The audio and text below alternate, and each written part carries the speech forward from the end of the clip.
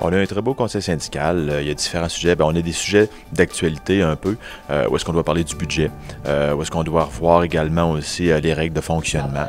Entre autres, il y avait des assurances qui ont été un gros débat également aussi, parce qu'à chaque année, on doit adopter des prévisions pour les assurances pour l'année à venir. Ceci dit, pour l'année prochaine, il va se passer quoi? On a déposé au conseil syndical, suite à des négociations avec Desjardins, il faut le dire, une proposition.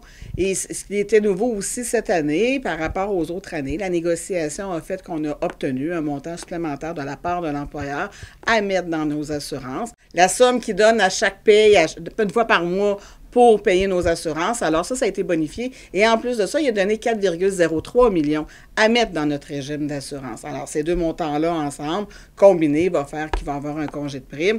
Puis il y a aussi une partie des fonds en dépôt qu'on prend en assurance santé pour santé.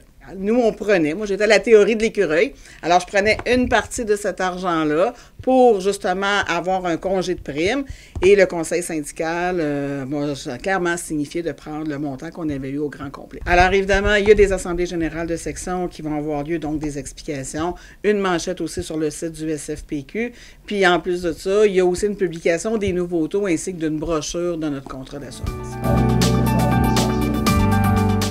Et de plus, on a aussi abordé le 15 $ de l'heure. Alors, on sait qu'il y a plusieurs de nos membres qui sont visés parce qu'ils gagnent moins de 15 $ de l'heure et également pour l'ensemble de la société québécoise, c'est un grand enjeu. Dans la présentation que j'ai faite au conseil syndical, j'ai abordé la question du salaire minimum à 15 $. Donc, essayer d'informer la délégation sur les tenants aboutissants de cette question-là, quelles peuvent être les conséquences pour la population en général et pour nos membres. Ce que les études démontrent, c'est qu'il y a peu ou pas d'effet sur l'emploi d'une hausse du salaire minimum.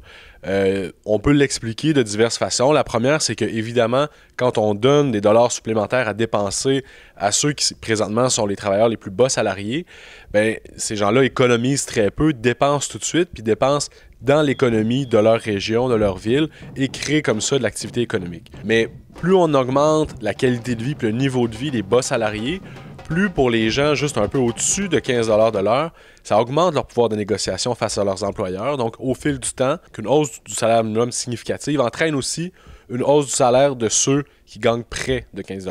Donc, la recommandation a été adoptée, qu'on se joigne à la plus large coalition possible et qu'on embarque dans le débat activement pour justement appuyer cette revendication-là pour l'ensemble de la société québécoise.